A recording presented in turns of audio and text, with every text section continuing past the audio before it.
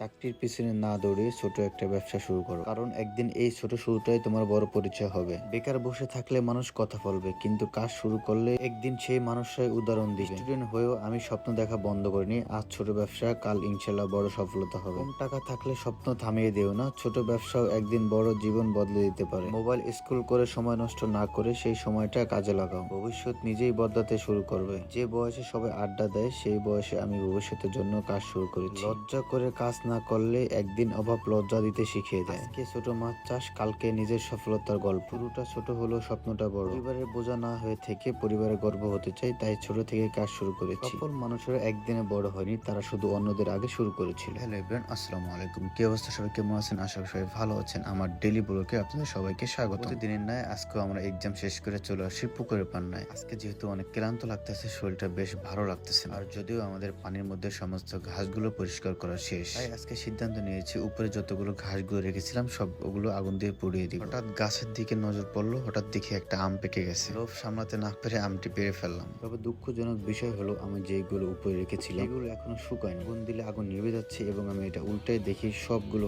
এখনো ভিজা রয়েছে। আজকে আমি আপনাদের দেখাবো পুকুরের পাশাপাশি আমি কি কি কাজ করতেছি বাড়িতে। একটি করলা গাছ লাগিয়েছি, মাশাআল্লাহ করলা একটি ফুলও হয়েছে। যদিও আগে কখনো আমি করলা গাছ লাগাইনি, তাই আমি এটার কোনো কিছু বুঝতেছি, কিন্তু আমার এই বিষয়ে কোনো ধারণা, তাই এই বিষয়ে আরো রিসার্চ করতে হবে।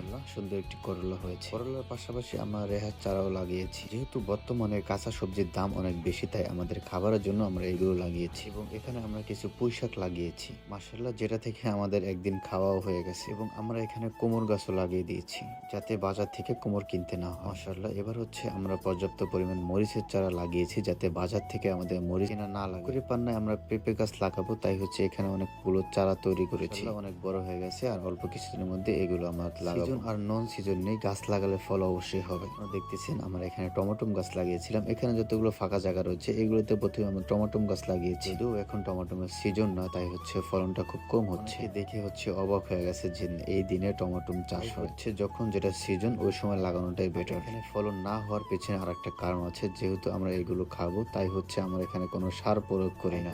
আমাদের ফলনটা একটু কম হয়। মাশাআল্লাহ, এবার আমাদের কাছে অনেক পরিমাণ আমও হয়েছে এবং গাছগুলো ছোট ছোট হওয়ার কারণে হাত দিয়ে নিচ থেকে ধরা যায়। কিন্তু আমরা চাল কুমড় গাছ লাগিয়েছি, যেটা আমাদের এটাও কিনতে না। এবার আমাদের গ্রামের সবার আগে আমরা দুন্দুল গাছ লাগিয়েছি। আলহামদুলিল্লাহ, এটা থেকে আমরা অনেক দুন্দুল খেয়েছি এবং এখানেও অনেক পরিমাণ রয়েছে। যদিও আমরা এটা প্রথমবার লাগিয়েছি এবং এই বিষয়ে আমাদের কোনো ধারণা নেই, আমাদের ফলনগুলো একটু কম হয়। তবে এখানে আরেকটা না হওয়ার কারণ আমরা কোনো সার বা কোনো কিছু প্রয়োগ করতেছি না। দুন্দুল গাছে নাকি বিভিন্ন পরিমাণে ভিটামিন এবং সার প্রয়োগ করতে হয়, কিন্তু আমরা এগুলো কোনোটাই করিনি। এইগুলো আমরা বিক্রির জন্য নয়, নিজেরা খাবারের জন্য লাগিয়েছি, বাজার থেকে আমাদের কোনো শাকসবজি কিনা না লাগে। যত্ন করলে অবশ্যই আপনি ফল পাবেন, যেটা যাই হোক, যেটাই আপনি লাগাবেন সেটা যত্ন করতে হবে। এবার পর্যাপ্ত পরিমাণ বিভিন্ন শাকসবজির গাছ লাগিয়েছি। তো আমরা দুন্দুল খেয়েছি, কিন্তু রেহাটা কম খেয়েছি, তাই রেহার চারাটা আমরা অনেক পরিমাণ লাগিয়েছি। এখানে আপনারা যে ডালটা দেখতেছেন, এই লতাটা বাইরে চলে আসছে, মানে এটা আমরা একটা গাছে উঠিয়ে দিয়েছি, যাতে গাছে বসে দুন্দুল। লতাটা যদি আমি উপরে না উঠিয়ে দিই, তাহলে ও কোনো দিক যেতে পারবে না, তাই এটাকে আমি গাছে উঠিয়ে দেবো। আপনি যেই গাছ লাগান না কেন, সব গাছের যত্ন নিতে হবে। যত্ন না নিলে আপনি কখনোই ফল পাবেন না। আমার কোনো সার প্রয়োগ করিনি, তবে আপনারা বিভিন্ন ধরনের রাসায়নিক সার বাদ দিয়ে আপনারা অর্গানিক সারটা ব্যবহার করতে পারেন। আমাদের বাড়ির রাস্তায় এখানে দুপাশে আমরা সুপারি গাছ লাগিয়ে দিয়েছি। সবাই ভালো থাকবেন, সুস্থ থাকবেন। আল্লাহ হাফেজ। ভালো লাগে অবশ্যই শেয়ার করে দিবেন। কে কোন জেলা থেকে ভিডিওটি দেখতেছেন সেটা অবশ্যই কমেন্টস করে জানাবেন।